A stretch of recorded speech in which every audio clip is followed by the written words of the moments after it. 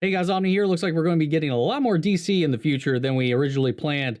In an interview today with the New York Times, Walter Hamada, who's the current president of DC Films, kind of elaborated on their change in strategy that's going to begin in 2022. So, as we know, after the old guard of Warner Brothers just kind of jumped ship, completely abandoning DC Films and this sector of Warner Brothers after the critical reception of BVS and then the box office flop that was Justice League, or at least the Justice League.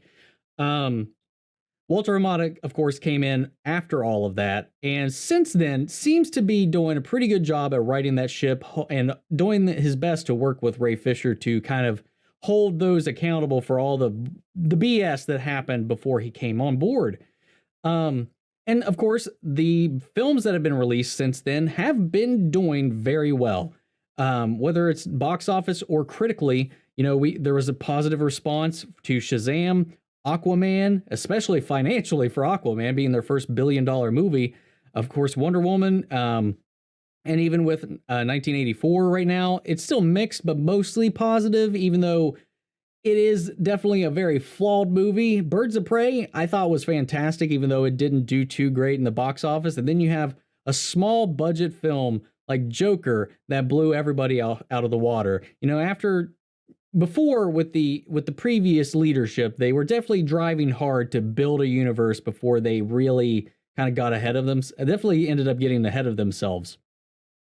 And they took a step back after that to kind of do these smaller, more personal films focused around individual characters and whatnot to kind of get their feet back in the water and build some good faith with general audiences. And I feel like they've, for the most part, aside from recently and a lot of mixed reception with Birds of Prey, have been doing that. And it looks like there's the potentiality that they are going to, that this could go one of two ways. And it's going to be some great news, or they're going to be making some of the same mistakes. So in the interview, Walter Hamada clarified that starting in 2022, they start on planning to have up to 4 theatrically scheduled movies to release in any given year. That is up to 4 big budget, expensive DC movies to hit theaters exclusively. These aren't going to be, we're going to make this for theaters and then it's going to come to streaming or whatever. They are selling this as, this is starting in 2022, so they're really hoping the pandemic has passed them by this point. And then for their smaller budget or more riskier films, those will be at least 2 of those per year, which is the current plan, going straight to HBO Max. And right now, the 2 that they have listed for that is Batgirl and Static Shock, which we knew, thanks to DC Fandom, that they were going to be working on a Static Shock movie. And I'm really excited to see that. A little sad that it's going to get the small screen treatment, but I understand it from the risk assessment. If you put a lot into it and it doesn't really work, or it doesn't kind of give you that return on the big screen, I get it. It's a business play. It's not as a well-known character as their heavy hitters like Superman, Batman, Wonder Woman, Aquaman, and so forth. So I get it. So that gives us a potential, starting in 2022, a potential 6 DC Comics movies in a given year, which is insane. It's a little overload. Not even Marvel releases 4 movies in 1 year. I think the most we've had is like 3. And that was prior to them running simultaneous MCU shows along with that to supplement that. Because now we got a hybrid model going up. And now we also know that Warner Brothers and DC is starting to take note of that as well. Also trying to build up their new streaming service, HBO Max. So far, we already know that we have a Green Lantern series coming down the pipeline for HBO Max, Strange Adventures. And now we also know that there's the spin-off series focused on the Gotham PD that takes place within the Matt Reeves Batman timeline, as well as this Peacemaker spin-off for James Gunn's Suicide Squad. So we've already got that ball rolling. So they've talked about their shift in focus on this, kind of trying to build this MCU-style model, because honestly, that's what it is. They've seen that success. They see that excitement that has been building. And this comes just, a week, 2 weeks after Disney's Intern Day, Investors Day, Intern Day. What kind of event would Intern Day be? Christ, sorry. But they talk about how they're developing these ideas and then how to create this dual interest in the theatrical experience while supplementing it with HBO Max. And we're getting, I guess, films that are going to be going straight to HBO Max, as well as larger budget films that are going to be going to theaters. Of those, we know that Shazam 2 and Black Adam, the Flash film, all that stuff is planned for theatrical release. And with the recent announcement that, Wonder Woman 3 is already being fast-tracked to being released, being one of the next things to be pumped out as well, that is also exclusively going to be in theaters, at least from what they're saying. We'll see how that evolves and if that changes. I'm sure that part of their bargaining chip to keep Patty Jenkins in their wheelhouse and more okay with them releasing 1984 on streaming was probably part of this deal that, yes, okay, we'll do this, but I promise 3 will definitely be in theaters. And then they go on to, Walter Hamada goes on to say, with every movie we're looking at now, we're thinking, what's the potential HBO Max spinoff? To make all the storylines work, DC Films will introduce movie audiences to a comics concept known as the multiverse, parallel worlds where different versions of the same character exist simultaneously. Coming up, for instance, Warner Brothers will have 2 different film sagas involving Batman, played by 2 different actors, running at the same time. Of course, he's talking about Matt Reeves' Batman, who was played by Robert Pattinson, and Ben Affleck, who is coming back to the Cape. He goes on to boil this down. It means that some characters, Wonder Woman as portrayed by Gal Gadot, for instance, will continue their adventures on Earth 1, while new incarnations, such as Pattinson's Batman, will populate Earth 2. The Times elaborates, the Flash film set for release in theaters in 2022 will link the 2 universes and feature 2 Batmans, with Mr. Affleck returning as one, Michael Keaton returning as the other. And yeah, so they're really diving into this. See, that's the thing too. Is this going to be too much, or is it just going to be enough? Because some of these projects won't be connected within the same timeline of the same Earth. They could also be completely disconnected. We're getting 2 separate continuities now, minimum. Though I do want to elaborate, at least in this, that we know that Ben Affleck's Batman is Earth 1, according to this. I wouldn't go with these Earth 1, Earth 2 designations yet until we get into that in the Flash film.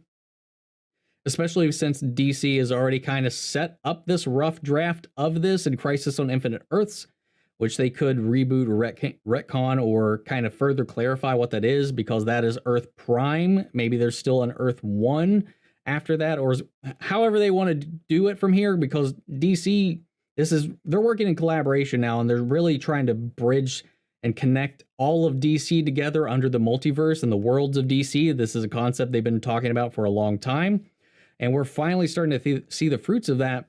Because I wanted to clarify on this, they said we see 2 Batmans in 2 Earths or whatever. I mean, but we at least know, confirmed at least, that there are 3 separate. Because we got 3 Batmans that are existing simultaneously, if we're including that. Because we do know for a fact that Michael Keaton is coming in as Batman, his 89 Batman, in the Flashpoint movie, as well as Ben Affleck's Batman returning, as well as Pattinson's Batman all off on his own in another adventure on another Earth. And where any of these other films in the future are going to fall is going to be kind of interesting to see how they where they land. Like, is Black Adam going to be DCEU, or is it going to be Earth 2 with Pattinson? Is there going to be a separate Superman movie, a separate Wonder Woman movie, all set in Pattinson's Earth?